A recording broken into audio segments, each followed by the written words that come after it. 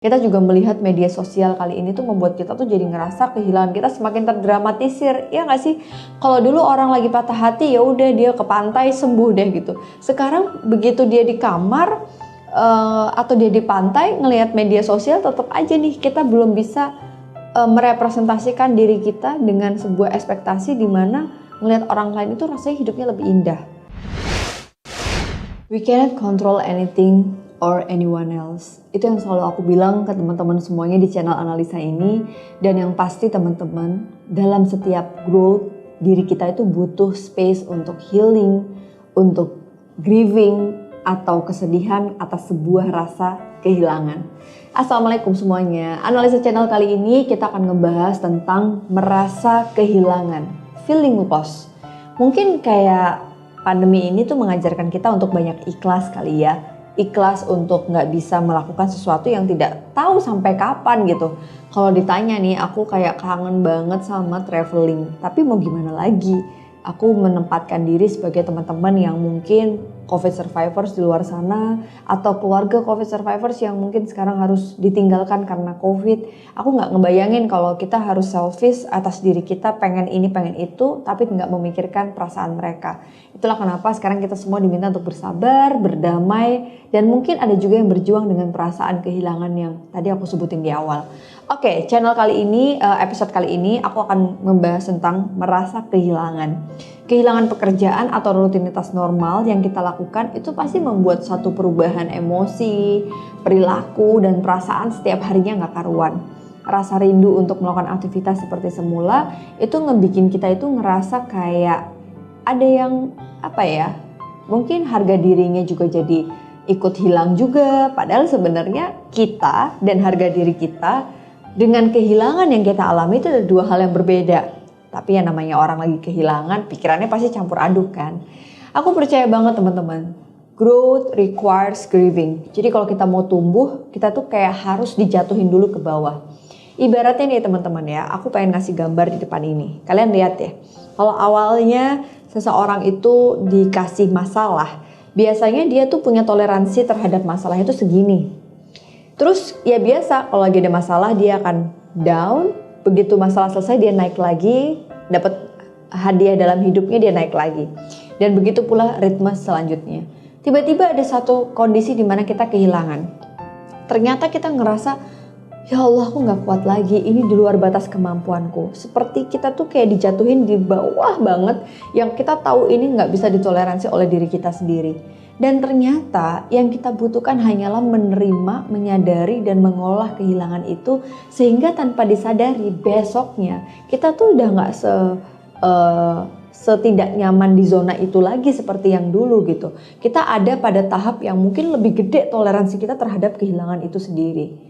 Jadi apa yang aku pengen bilang ke sini teman-teman? Kalau kalian lihat gambar ini dari Dr. Dan Siegel, toleransi kita terhadap sebuah rasa kehilangan itu akan membuat kita memantulkan diri kita lebih tinggi. And then tanpa disadari itulah kita sedang tumbuh, itulah kita sedang naik kelas. Kalau teman-teman ngelihat kehilangan ini sebagai sebuah perasaan yang membuat ini kayaknya aku deh, ini kayaknya aku gak berguna deh, ini kayaknya aku tuh selalu gagal deh. Jadi kayak mencampurkan diri kita dengan kehilangan yang kita alami. Kenapa sih itu terjadi? Karena otak kita tuh terlalu dipenuhi dengan beberapa macam, mulai dari yang berguna sampai nggak berguna teman-teman. Jadi kalau kita pikirkan dalam satu waktu, itu kayak overload. Bayangin aja, satu hari aku sering bilang manusia itu punya sekitar 50.000 sampai 70.000 jumlah pikiran dari yang penting sampai nggak penting. Dan konon 50.000-nya itu merupakan pikiran negatif kan. Jadi kita harus struggle dengan pikiran-pikiran kita sendiri sampai akhirnya kita nggak mampu merepresentasikan diri kita. Yang kedua, selain itu juga masalah media nih. Kita juga melihat media sosial kali ini tuh membuat kita tuh jadi ngerasa kehilangan kita semakin terdramatisir, ya nggak sih? Kalau dulu orang lagi patah hati ya udah dia ke pantai sembuh deh gitu. Sekarang begitu dia di kamar atau dia di pantai ngelihat media sosial, tetap aja nih kita belum bisa merepresentasikan diri kita dengan sebuah ekspektasi di mana ngelihat orang lain itu rasanya hidupnya lebih indah.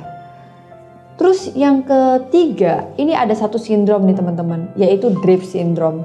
masa ketika kita nggak tahu kenapa kita melakukan apa yang kita lakukan gitu. Aku sempat baca tentang drift syndrome ini, jadi kita tuh merasa masuk ke dalam jalur yang nggak ada dalam perencanaan hidup kita. Contoh misalnya nih, dulu aku rencanainnya pengen jadi psikolog, tapi tiba-tiba kenapa aku jadi karyawan di bank ya?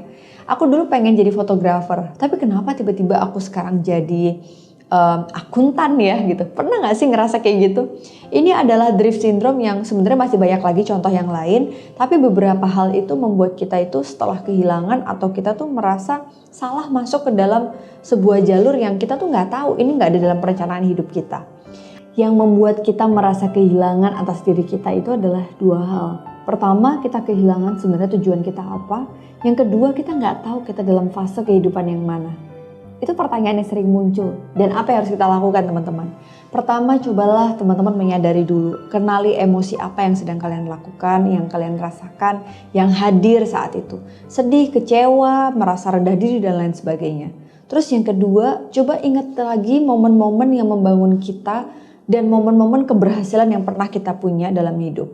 Yang ketiga, jangan memutus komunikasi dengan orang terdekat, even kita ngerasa butuh dan gak butuh. Artinya kadang-kadang komunikasi itu tuh membuat kita terkoneksi dengan dunia nyata gitu.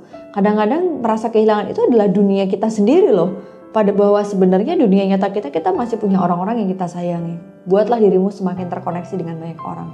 Yang keempat adalah buat habit baru kamu. Jadi misalnya dengan teman-teman belajar sesuatu, ikut online kelas, jangan lupa ya cek di Instagramnya APDC Indonesia karena kita punya banyak kelas-kelas online untuk pengembangan diri kamu dan ini rutin kita bikin setiap bulannya. Terus kemudian teman-teman juga harus ingat bahwa layaknya sebuah roda sama kayak kehidupan, kadang-kadang kita di atas. Kalau lagi kehilangan kita di bawah ya nggak apa-apa, kita akan naik lagi kok pelan-pelan, dinikmati perjuangan dan perjalanan kamu.